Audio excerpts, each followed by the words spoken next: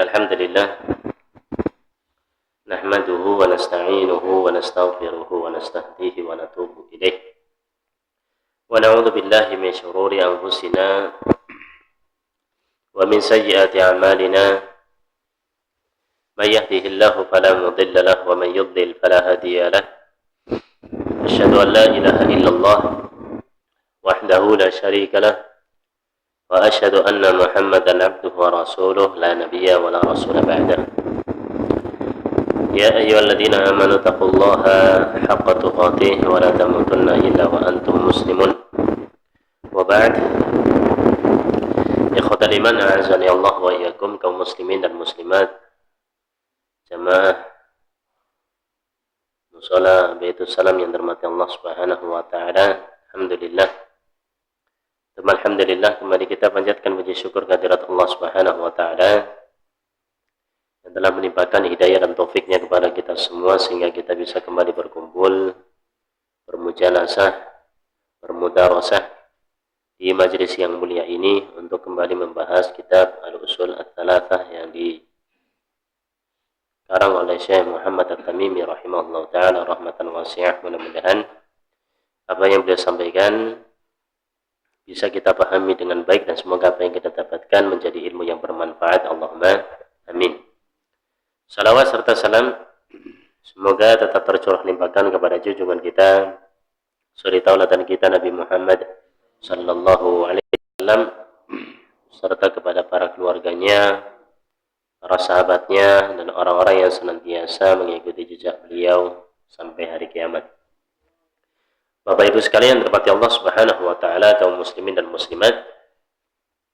Kita akan melanjutkan pembahasan dari kitab Al-Usul Ats-Tsalatsah yang dimana kita akan mempelajari terkait dengan apa yang beliau sampaikan berkaitan dengan agamanya Nabi Ibrahim alaihissalam yang disebutkan oleh Allah Subhanahu wa taala hanifan wa ma kana minal musyrikin. Agamanya Nabi Ibrahim itu agama yang murni, yang dimana beliau senantiasa tidak menyekutukan Allah Subhanahu wa taala. Nanti kita akan bahas ya kenapa beliau menyampaikan ya terkait dengan agamanya Nabi Ibrahim.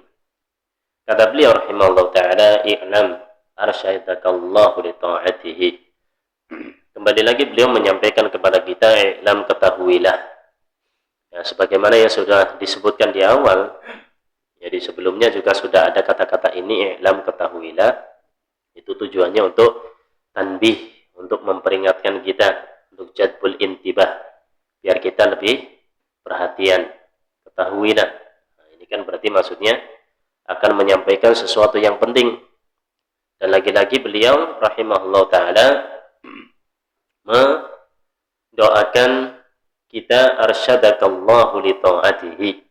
Arsyadakallah, semoga Allah Subhanahu wa taala memberikan hidayah pada kebenaran, memberikan taufik untuk mendapatkan ilmu yang bermanfaat dan amal yang soleh. Masya Allah, ini doa dari seorang guru kepada muridnya, kepada kita yang mendengarkan, yang membaca, yang menyimak dari apa yang beliau sampaikan. InsyaAllah kita termasuk orang yang mendapatkan doa beliau. Mudah-mudahan doanya dikabulkan oleh Allah Ta'ala. Allahumma amin. I'lam arsyadakallahu li ta'atihi. Ketahuilah semoga Allah Subhanahu wa ta'ala memberikan hidayah kepada engkau untuk mendapatkan kebenaran dan taufik untuk mendapatkan ilmu yang bermanfaat dan amal soleh. Ya, li ta'atihi, untuk melakukan ketaatan pada Allah Subhanahu wa ta'ala. Ya, tentunya orang yang dia itu bisa mengamalkan dan bisa taat pada Allah Subhanahu wa taala dengan apa yang Allah perintahkan serta apa yang Allah larang, senantiasa dia taati. Sebagaimana kita beribadah kepada Allah Subhanahu wa taala dengan apa yang Allah perintahkan, itu kita juga beribadah kepada Allah dengan apa yang Allah larang. Jadi perintah dan larangan ini dua-duanya adalah merupakan sarana kita beribadah pada Allah. Bukan hanya perintah aja yang kita lakukan untuk beribadah pada Allah. Contoh yang diperintahkan apa? Salat, apa lagi? Puasa, ya, haji, umrah, zakat, sedekah, birrul walidain. Ini kan semua diperintahkan oleh Allah Subhanahu wa taala. Kemudian sebagaimana kita beribadah pada Allah dengan apa yang Allah perintahkan, kita juga beribadah kepada Allah dengan apa yang Allah larang. Kalau perintah, cara beribadahnya gimana? Iya, kita mengamalkannya. Apa yang Allah perintahkan kita lakukan sesuai dengan apa yang Allah Subhanahu wa taala inginkan. Kalau larangan, cara beribadahnya gimana? Meninggalkannya, tidak melakukannya. Itu bentuk ibadah kepada Allah Subhanahu wa taala. Jadi larangan-larangan yang dilarang oleh Allah Subhanahu wa taala wajib bagi kita untuk meninggalkannya. Ya, meninggalkannya karena apa? Karena Allah memerintahkan, bukan karena hal-hal yang lain. Kan mungkin aja orang itu meninggalkan apa contohnya yang dilarang? Membunuh. Meninggalkan membunuh orang. Alasannya apa? Karena membunuh orang itu nanti saya dikejar-kejar, nanti saya ikut dibunuh. Akan diincar-incar. Ya. Sehingga hidup saya nggak tenang. Jadi meninggalkannya bukan karena ada rasa bahwa Allah di sini itu melarang dia untuk bunuh. Kan beda antara orang yang dia itu meninggalkan membunuh. Kenapa? Allah melarang kita membunuh. Ya, baik itu orang yang sudah dewasa maupun anak kecil. Terus kita tinggalkan. Kenapa? Karena Allah larang. Dan kita beribadah dengannya. Dengan orang yang dia meninggalkannya, kenapa? Karena takut nanti diincar-incar. Hidupnya nggak tenang. Ini beda antara satu dengan yang kedua. Kalau satu dia itu meninggalkannya karena Allah, nah di sini dia beribadah dengannya. Nah, kalau dia beribadah dengannya, berarti ada pahala ketika dia meninggalkan, sebagaimana ketika dia itu melakukan perintah, dia juga dapat pahala dari Allah Subhanahu wa taala. Nah, kondisi orang yang kedua yang dia itu meninggalkan pembunuhan karena takut nanti hidupnya nggak tenang, diincar-incar orang, ya, sehingga nggak mendapatkan ketenangan dalam kehidupan. Ya, ini tidak dapat pahala di sisi Allah Subhanahu wa taala karena meninggalkannya bukan karena Allah. Contoh lain, orang meninggalkan perzinaan. Orang meninggalkan perzinaan, yang satu dia itu meninggalkannya karena Allah larang. Wala yaznun, dan janganlah orang mukmin itu pada berzina, melakukan perzinaan. Ya, tidak berzina. Enggak boleh berzina. Nah, ketika orang itu meninggalkan perzinaan karena Allah melarangnya sehingga dia tinggalkan, dan hal-hal yang menjerumuskan pada perzinaan dia tinggalkan, maka di sini ketika dia meninggalkannya karena Allah memerintahkan untuk kita meninggalkannya, maka di sini dapat pahala. Berbeda dengan orang yang dia meninggalkannya kenapa? Nanti kena penyakit apa? HIV/AIDS, ya, kena AIDS gitu. Ya, kena penyakit yang nggak ada obatnya, belum ditemukan sampai sekarang. Ya, penyakit yang ngeri tentang penyakit di kelamin. Nah, maka dia meninggalkannya karena dorongan itu. Nah, tentu di sini tidak mendapatkan pahala di sisi Allah dari apa yang dia tinggalkan. Nah, berbeda kondisi antara orang yang dihadapkan dalam kondisi yang dia itu dihadapkan dengan sesuatu yang dilarang terus dia meninggalkan, dengan orang yang dia itu meninggalkan tanpa ada sesuatu yang dilarang itu. Ini beda. Orang yang meninggalkan perzinahan, tapi dawa'iz zina, hal-hal yang menyebabkan dia itu berzina ada di hadapan mata. Perempuannya ada, perempuannya mau, perempuannya ngundang, minta. Nah, iman kita diuji. Dengan orang yang nggak ada apa-apa kita ngaji meninggalkan zina nggak kita sekarang? Meninggalkan, ya. Tapi kan nggak dihadapkan dengan hal-hal yang akan menjerumuskan pada perzinaan. Ini tentu kondisinya antara dua kondisi ini berbeda. Ya, tentunya orang yang dia meninggalkan sesuatu dan sesuatu itu ada di hadapan mata, dan dia meninggalkannya karena Allah, pahalanya tentu lebih dahsyat. Baik. Dan ketika kita menaati Allah Subhanahu wa taala, ya menaati Allah Subhanahu wa taala baik dalam perintah maupun larangan. Kalau perintah apa? Dikerjakan. Kalau larangan ditinggalkan. Maka kalau kita taat pada Allah dengan melakukan perintah dan meninggalkan larangan, maka niscaya kita akan berbahagia, akan menjadi orang yang berbahagia di dunia maupun di akhirat insyaallah taala. Kemudian kata beliau rahimahullah taala, annal hanifiyata millatu Ibrahim. Bahwa Hanifiyah adalah agamanya Nabi Ibrahim. Loh, kok namanya lain lagi Ustaz? Kita taunya Islam. Ini kok namanya Hanifiyah? Itu gimana itu? Enggak, itu juga sama sebenarnya.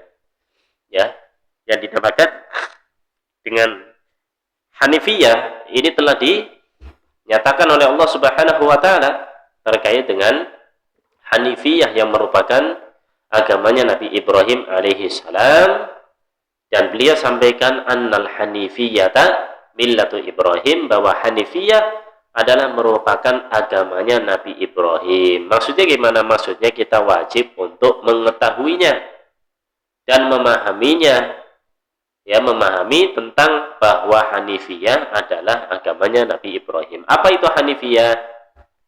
Secara bahasa al-hunfu atau hanafu, ya, di hanaf, ha nun fa. Kalau kita belajar bahasa Arab itu hanif, ya, hanif, hanifiyah, itu kan huruf aslinya ha, nun sama fa gitu. Ya, kayak ghafaro dengan istaghfaro itu kan kata dasarnya aslinya ghain fa sama ro gitu. Kata dasarnya sama. Baik, ini jadi ha, nun sama fa al-hanaf itu artinya al-mail. Artinya menjauh, artinya dia berbelok. Ya, berbelok dari apa? Yaitu maksudnya Hanifiyah adalah berbelok, agama yang belok, agama yang jauh dari kesyirikan menuju pada ketauhidan. Jadi Hanifiyah, agamanya Nabi Ibrahim, adalah agama yang dimana beliau itu senantiasa mentauhidkan Allah semata tanpa menyekutukan Allah Subhanahu wa taala sama sekali dalam semua peribadatannya. Ya, dalam semua peribadatan Nabi Ibrahim alaihi salam.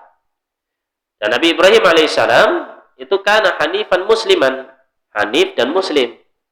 Di muslimnya juga disebutkan kata Allah Subhanahu wa taala, inna Ibrahim kana ummatan qanitan lillahi hanifan wa lam yakun minal musyrikin. Dalam surat An-Nahl ayat 120, sesungguhnya Nabi Ibrahim kana ummatan qanitan. Beliau adalah umat yang senantiasa taat lillahi kepada Allah, hanifan, yang beliau itu jauh dari kesyirikan, walam yakum minal musyrikin. Kemudian ditambahkan lagi, ditekankan lagi bahwa beliau sama sekali tidak menyekutukan Allah Subhanahu wa taala. Jadi di sini bahwa agamanya Nabi Ibrahim alaihissalam yang beliau anut, yang beliau pegang, itu senantiasa jauh dari kesyirikan. Beliau itu lebih condong pada, bukan lebih, ya, senantiasa mentauhidkan Allah Subhanahu wa taala dan jauh dari kesyirikan, enggak menyekutukan Allah sama sekali. Ya. Makanya kita pas Idul Adha itu seringkali yang diangkat itu kan apa? Kisah Nabi Ibrahim dengan siapa? Putranya Nabi Ismail. Jarang sekali kita mendengarkan khutbah para khatib yang mereka itu menyampaikan pelajaran-pelajaran penting dari dakwanya beliau kepada bapaknya. Ya, padahal itu juga banyak faedah pelajaran yang ada. Ya, bapaknya dengan Nabi Ibrahim ini berkaitan dengan masalah dakwah itu. Bagaimana mentauhidkan Allah sebagaimana Nabi Ibrahim kepada Nabi Ismail, yang senantiasa yakin seyakin-yakinnya dengan apa yang Allah perintahkan. Itu enggak mungkin Allah Subhanahu wa taala itu memerintahkan sesuatu kecuali dalamnya ada kebaikan. Sama halnya dengan ketika Nabi Ibrahim mendakwakan agama ini kepada bapaknya. Siapa? Azar. Ya, bapaknya Azar. Ini beliau kan antara bapaknya dengan Nabi Ibrahim, ya ternyata anbiya, para nabi juga ada yang bapaknya kafir. Ya, Nabi Ibrahim. Ada yang anaknya kafir. Siapa? Nabi Nuh alaihissalam. Ada yang istrinya kafir. Siapa? Nabi Lut alaihissalam, ya, Nabi Lut alaihissalam dan lain sebagainya dari para anbiya. Ternyata kerabat-kerabatnya ada juga yang pamannya kafir. Siapa? Nabi kita Muhammad Shallallahu Alaihi Wasallam. Banyak dari pamannya juga tidak mengikuti ajaran beliau. Nah, di sini beliau Nabi Ibrahim alaihissalam ketika mendakwahkan agama Allah Subhanahu wa taala yang dimana itu agama Hanifiyah, ya maksudnya agama Islam itu sama. Ya, sama. Makanya Allah Subhanahu wa taala sampaikan di ayat yang lain, wa ma kana Ibrahim Yahudiyan wala Nasraniyan walakin kana hanifan musliman. Wa ma kana minal musyrikin. Ibrahim itu bukan seorang yang beragama Yahudi, bukan orang yang beragama Nasrani, tapi beliau adalah orang yang hanif, yang senantiasa beribadah pada Allah Subhanahu wa taala, tidak menyekutukannya, musliman, seorang muslim yang pasrah dengan apa yang Allah Subhanahu wa taala perintahkan, nggak pernah ngeyel, nggak pernah nolak. Ya. Apa yang Allah perintahkan, nggak kemudian aduh, tapi kan saya butuh, tapi ini nanti saya makannya gimana? Nanti enggak nanti-nantian. Apa yang Allah perintahkan segera dilaksanakan oleh Nabi Ibrahim alaihissalam. Apa yang dilarang segera ditinggalkan oleh beliau. Enggak pernah membantah perintah Allah. Di antara apa yang disebutkan terkait Nabi Ibrahim itu kan Nabi Ibrahim pernah berjanji kepada bapaknya, salamun alaik sa'astaghfiru laka rabbi innahu kana bi hafiyya. Ya, ternyata dengan dakwahnya Nabi Ibrahim kepada bapaknya untuk senantiasa mentauhidkan Allah, beribadah pada Allah, meninggalkan sesembahan-sesembahan yang ada, ternyata dia menolak, nggak mau. Bahkan Nabi Ibrahim ya dapat adab, ya dapat perlakuan yang tidak baik dari mereka. Ya, diantaranya dibakar di api, gitu kan? Tapi beliau senantiasa sabar. Ya, tapi ketika mendakwakan, sebelum perintah Allah Subhanahu wa taala, sebelum Allah melarang, kata beliau, qala salamun alaik, keselamatan atasmu, kata Nabi Ibrahim. Padahal dia bapaknya ini musyrik. Ya, tidak beriman pada Allah. Qala salamun alaik, sa'astaghfiru laka rabbi, saya akan minta ampun kepada Rabbku. Ini sebelum dilarang. Ya, ngertinya boleh gitu. Ternyata tidak diperkenankan. Falamma tabayyana lahu annahu aduwwun lillah tabara'a min. Maka ketika sudah jelas terang benderang bahwa bapaknya ini adalah musuh Allah, tabara'a min, maka Nabi Ibrahim itu berlepas diri dari bapaknya, enggak minta ampun pada Allah untuk bapaknya yang musyrik, bapaknya yang kafir. Nah, jadi di sini agamanya Nabi Ibrahim alaihissalam itu jauh dari kesyirikan, yang senantiasa murni, ya, mentauhidkan Allah Subhanahu wa taala, memurnikan tauhid hanya untuk Allah. Beribadahnya hanya untuk Allah. Salatnya, doanya, istighatsanya, nyembelihnya, nadarnya, semua enggak dibeda-bedain. Nah, ini yang sholat, puasa, rukun-rukun Islam nggak apa-apa untuk Allah, tapi yang istighatsah, yang doa, yang nadar, yang nyembelih untuk Allah dan selain Allah ini nggak boleh. Ini nggak boleh. Ya, makanya nanti disebutkan dalam kondisi bagaimana Nabi Muhammad SAW ini mendakwahkan agama Allah Subhanahu Wa Taala seperti, ya, seperti rasul-rasul yang sebelumnya, dakwanya adalah tauhid. Nah, ini adalah merupakan sifatnya Nabi Ibrahim alaihissalam. Bahwa agamanya Nabi Ibrahim alaihissalam yaitu ikhlas karena Allah Subhanahu wa taala, tidak ada kesyirikan di dalamnya. Tsumma auhayna ilaik an ittabi' millata Ibrahim hanifa wa ma kana minal musyrikin. Ini agamanya Nabi Ibrahim alaihissalam. Bagaimana dengan agamanya Nabi Muhammad SAW? Allah sampaikan dalam surat An-Nahl 123, "Tsumma auhayna ilaik." Kemudian kami wahyukan kepada engkau wahai Muhammad, "Anittabi' millata Ibrahim hanifa." Agar engkau mengikuti agamanya Nabi Ibrahim yang hanif, yang jauh dari kesyirikan. Wa ma kana minal musyrikin, dan beliau sama sekali tidak pernah menyekutukan Allah Subhanahu wa taala. Ini.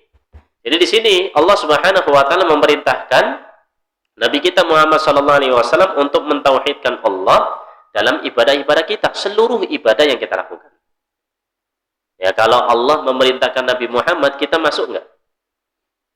Masuk dalam kategori yang diperintahkan untuk mengikuti agamanya Nabi Ibrahim enggak? Ya, kalau dalam ilmu usul fikih itu ada khitab di Nabi sallallahu alaihi wasallam, al huwa khitabun lil jami', ya, li ummati Nabi Muhammad sallallahu alaihi wasallam. Apakah apa yang Allah perintahkan kepada Nabi sallallahu alaihi wasallam ini berarti perintah untuk seluruh umat Nabi Muhammad sallallahu alaihi wasallam? Itu ada permasalahan seperti itu. Nah, kira-kira gimana? Apa yang Allah perintahkan kepada beliau itu perintah juga untuk kita enggak? Atau khusus untuk beliau aja? Hah? Ya, Pak. Kira-kira nanti tak benerin. Mumpung ada yang ngajarin. Nah, perintah Allah kepada Nabi Muhammad itu perintah untuk kita apa enggak gitu? Iya ya. Kalau enggak ada pengkhususan gitu loh. Aslinya perintah Allah kepada Nabi Muhammad, maka itu perintah juga untuk kita, berlaku untuk kita juga. Selama tidak ada pengkhususan bahwa perintah itu khusus untuk beliau sallallahu alaihi wasallam. Ada enggak perintah-perintah yang khusus untuk beliau tok? Enggak boleh untuk yang lainnya? Ada, seperti apa? Nikah lebih dari 4 perempuan. Kalau kita kan hanya fankihu ma taba lakum minan nisa matna wa thulatha wa ruba'. Ya, hanya 4 maksimal.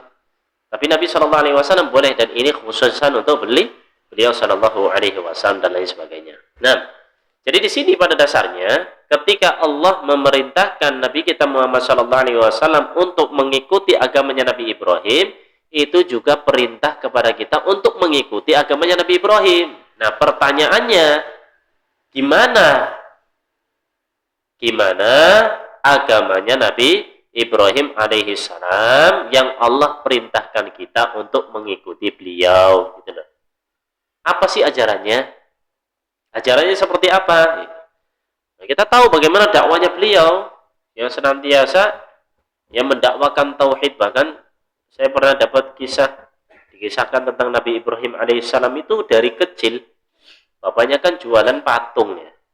Jualan patung. Secara fitrah itu Nabi Ibrahim dari kecil aja udah gak suka dengan patung-patung gitu yang disembah. Patung kok diminta-minta.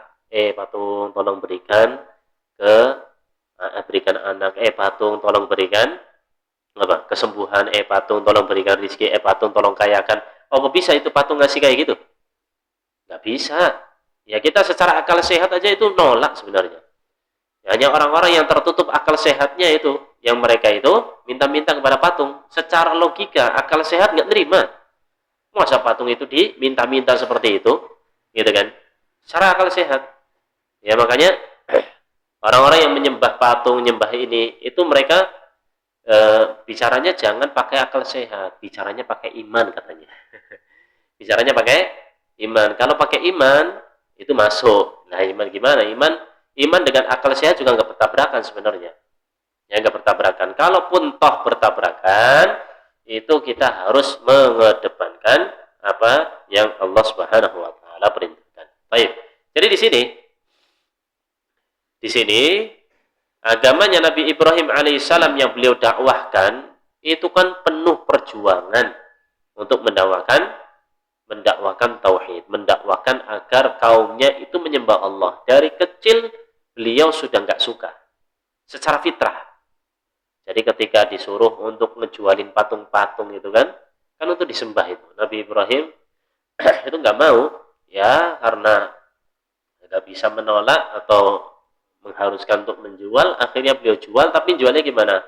Man yashtari sonaman la yatakallam, man yashtari sonaman la yasma' gitu. Jadi dijelasin siapa yang mau beli patung yang nggak bisa ngomong, siapa yang mau beli patung yang nggak bisa mendengar gitu. Oh, bapaknya tambah jengkel.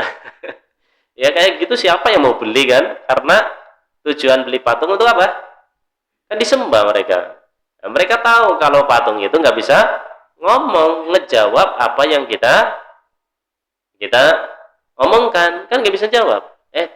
Tolong dong, berikan saya, kan nggak bisa ngejawab omongan kita. Terus yang kedua, dia itu nggak mendengarkan apa yang kita omongin, dia nggak dengar. Yang ngapain kita minta kepada sesuatu yang dia nggak dengar dan dia itu nggak berbicara? Ya, kita kalau mau minta pertolongan pada orang, itu kira-kira nyarinya orang yang tuli apa orang yang dengar coba? Ya pasti nyarinya orang dengar. Masa orang tuli diteriak-teriak, tolong. Itu nggak dengar, so minta tolong ya nggak, lewat aja bablas, dia nggak bakal nolong kita. Ya pasti kita nyarinya orang yang dengar itu. Oh, tuli itu, ngapain kita minta tolong kepada dia, nggak dengar, mau teriak-teriak juga nggak dengar. Itu orang hidup, nah ini mati, gitu ya. Yang kayak gitu pun, ya padahal Nabi Ibrahim alaihissalam sudah beliau itu mendakwakan dengan akal sehat, ini nggak pas, nggak pantas gitu. Mosok kayak gitu disembah. Dan lain sebagainya dari apa yang ada pada dakwanya Nabi Ibrahim alaihissalam, diantaranya beliau dibakar. Ya dibakar, tapi beliau nggak keluar, nggak kemudian itu mundur untuk mendakwakan tauhid. Siap dibakar, tapi Allah tolong, Allah bantu, ya dengan mukjizat dari Allah Subhanahu Wa Taala. Allah jadikan apa? Apinya. Kenapa? Apinya dijadikan apa? Api kan panas. Ya kita kalau dibakar kepanasan mati gitu kan.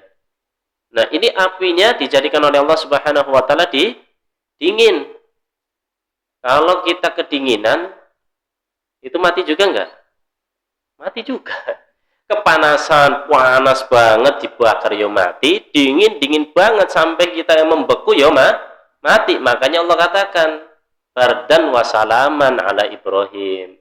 Allah jadikan ini apinya itu dingin yang menyelamatkan gitu loh. Ya, dingin tapi yang menyelamatkan. Jadi mungkin berapa derajat gitu, nggak sampai bikin beku. Kalau beku ya kita mati toh, ya. Darahnya membeku, nggak bisa mengalir. Baik. Nah, di sini pertanyaannya apa sih yang dibawakan oleh Nabi Ibrahim dari agama Al-Hanifiyah itu, yang dikatakan oleh Allah bahwa Nabi Ibrahim itu hanifan? Kata beliau, anta'budallah wahdahu mukhlishon lahuddin. Agamanya Nabi Ibrahim adalah engkau beribadah, ya, agar engkau beribadah hanya pada Allah, mengikhlaskan agama ini hanya padanya. Mengikhlaskan agama ini hanya untuk Allah Subhanahu Wa Taala.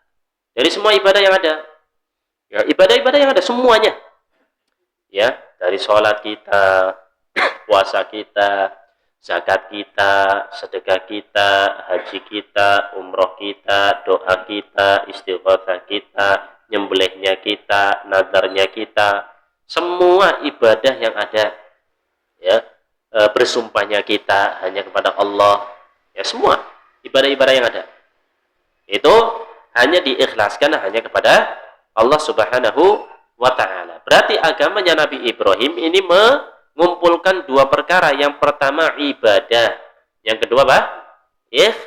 Ikhlas. Ikhlas hanya karena Allah. Jadi ibadah ikhlas. Ibadahnya ini harus ikhlas karena Allah Subhanahu Wa Taala. Maka barang siapa yang dia beribadah pada Allah, mengikhlaskan agama ini hanya untuk Allah, ya, yang dia itu senantiasa beribadah pada Allah Subhanahu Wa Taala dan mengikhlaskan agamanya pada Allah Subhanahu Wa Taala, maka dia itu mengikuti agamanya siapa? Nabi Ibrahim alaihissalam. Nah sebaliknya, kalau dia itu beribadah kepada Allah dan tidak mengikhlaskan agama ini untuk Allah Subhanahu wa taala, maka ibadahnya tidak dianggap. Kan eman-eman. Capek-capek sholat nggak diterima oleh Allah. Kenapa? Karena nggak ikhlas. Ya, nggak ikhlas kenapa? Ya karena mungkin ada hal-hal yang dia sembunyikan dalam hatinya. Pengen dipuji, pengen dianggap soleh. Jadi niatnya niat duniawi, bukan karena Allah Subhanahu wa taala. Ya. Atau dia itu ibadah untuk mendapatkan kemuliaan di dunia tok gitu loh. Ya dapat sanjungan. Jadi itu tujuannya, sholatnya, puasanya, ya umrohnya, hajinya misalnya dan lain sebagainya. Maka di sini seharusnya yang kita lakukan itu adalah beribadah hanya kepada Allah dan mengikhlaskan ibadah ini hanya untuk Allah Subhanahu wa taala. Maka barang siapa yang mencampur adukan amalnya dia itu dengan sesuatu dari kesyirikan, seperti doa kepada selain Allah, mintanya kepada selain Allah. Nah, ini nggak boleh, doa itu hanya kepada Allah Subhanahu wa taala. Ya. Itu tidak sedikit kita melihat ada sebagian dari kaum muslimin itu, apalagi pas fenomena pas lagi ziarah ke Masjid Nabawi, ya. Itu banyak dari kaum muslimin yang jahil, yang nggak tahu, nggak paham, itu nek doa ngadepnya ke makamnya Nabi Shallallahu Alaihi Wasallam dari luar. Padahal kiblatnya itu di belakangnya dia. Ya, sedangkan kita tahu adab dalam berdoa adalah menghadap kiblat, bukan membelakangi kiblat. Meskipun boleh, tapi masalahnya ini ngadep kepada kuburan Nabi Shallallahu Alaihi Wasallam. Nah, ini kalau seandainya nggak dikatakan syirik, tergantung dia kondisinya. Ini sangat rentan sekali, gitu. Ya, rentan sekali untuk terjerumus dalam kesyirikan. Ya, apalagi kalau dia itu orang yang dijadikan qudwah, ya diustadkan misalnya, dikiaikan. Kalau kayak gitu kira-kira pada ngikutin nggak? Ikutin, dikiranya benar. Ini bahaya. Ya, harusnya dia berdoa ya untuk berdoa hanya kepada Allah, nggak pada selain Allah, nggak minta kepada jin, ya berlindungnya hanya kepada Allah. A'udzubillahi minasyaitonirrajim. Ya, masih ada orang-orang yang mereka itu apa? Berlindungnya kepada jin, ya di terowongan itu tatit, kirain itu mainan karena menggema, ya bukan mainan knalpot ternyata. Knalpot apa?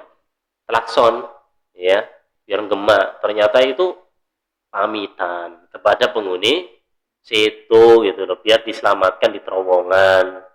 Ya di Jakarta apa itu yang terkenal terowongan apa Pak?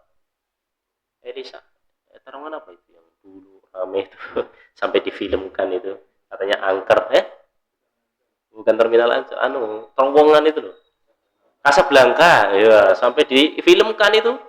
Ya Allah, ya orang-orang juga pada ngambil momennya kayak gitu, ya dibikin yang apa kayak gitu namanya horor, dan yang orang-orang ya seneng gitu loh.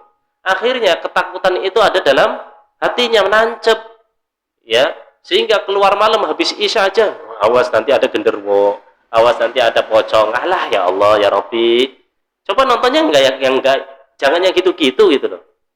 Ya, tanamkan tauhid bahwa ini semuanya Allah, mereka nggak bisa ngapa-ngapain. Ya pocong apa itu, bukan arwah itu. Ya kita, arwah itu yang keluar dari jasad kita itu setelah kita meninggal itu ada alamnya sendiri, namanya alam barzakh, nggak balik ke dunia. Ya, nggak balik ke dunia. Kalau ada yang kayak gitu dedemit ya, yang nakut-nakutin itu ya jin yang menyerupakan diri. Itu ya bisa jadi karena kita gitu. Kitanya sendiri gitu. Ya, kitanya sendiri padahal kadang nggak ada. Ya, baik. Jadi kita sendiri yang membuat diri kita itu takut ya, nontonnya kayak gitu-gitu, coba tinggalin. Ya, tapi ya laku, laris yang gitu-gitu. Baik. Casablanca, terus mana lagi itu? Ya, kalau yang kayak tol-tol itu juga Cipali apa tol mana itu dikait-kaitan. Wah, itu ada yoyo cerita satu orang, tadi ada yang lewat kayak gini ganggu saya, kemudian saya ngelimpang, jadi yo ngantuk, alasannya kakean no. Ya memang lagi tol, ya di tol saya aja ngerasain ya, tol itu ya Allah, kalau kalau nggak ada temennya itu rasanya ya ngantuk Apple. Iya, jenuh Pak. Dia jalan terus fokus ya jenuh. Apalagi lagi banter kan ya jenuh. Ya sejam 2 jam itu ngantuk. Saya itu ngantukan ya. Apa? Nyupir itu. Ya, jadi di situ ya. Nah, terkait dengan minta perlindungannya mintanya sama Allah, berlindung pada Allah.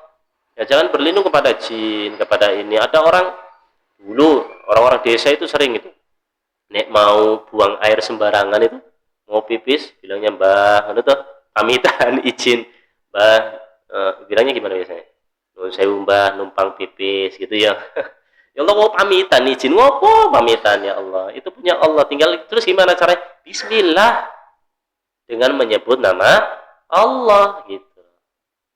A'udzu bikalimatillahi tammah syarri ma khalaq. Itu diinikan. Kita berlindung pada Allah Subhanahu wa taala dari segala keburukan yang Allah ciptakan. Minta sama Allah, dihafalke. Bismillah gitu, ya. Nah, jadi kalau mau pipis bismillah aja. Kalau ada rasa takut, a'udzu bikalimatillahi tammati min syarri ma khalaq. Seperti itu. Jadi kita itu menanamkan tauhid, menanamkan ibadah dalam berlindung hanya pada Allah, minta-minta sama Allah, berdoanya sama Allah, istighatsanya kepada Allah, nyembelih. Ya, nyembelihnya untuk siapa? Untuk Allah. Ya, kalau ada orang ini dengan nyembelih ayam karena nyembelih ayam atau nyembelih kambing karena ada tamu mau datang, nyembelih untuk tamu itu gimana, Pak? Syirik enggak? Hah? Nyembelih untuk tamu. Syirik enggak? Masuk kategori syirik enggak? Enggak, kita kan mau mau menjamu tamu. Ya nyembelihnya karena Allah. Nah, jamu tamu kan perintah Allah, gitu kan. Nah, jadi bukan termasuk kesyirikan. Di sini maksudnya nyembelih karena ada biasanya orang kayak gitu tuh ada keyakinan tertentu itu kalau saya nggak nyembelihkan ini nanti ada kena madorot, ya, terkena wabah, gitu kan, terkena bencana. Ya ternyata nyembelih ya padha wae kena bencana, karena bencana bukan dari mereka. Ya, itu sering kayak gitu ya.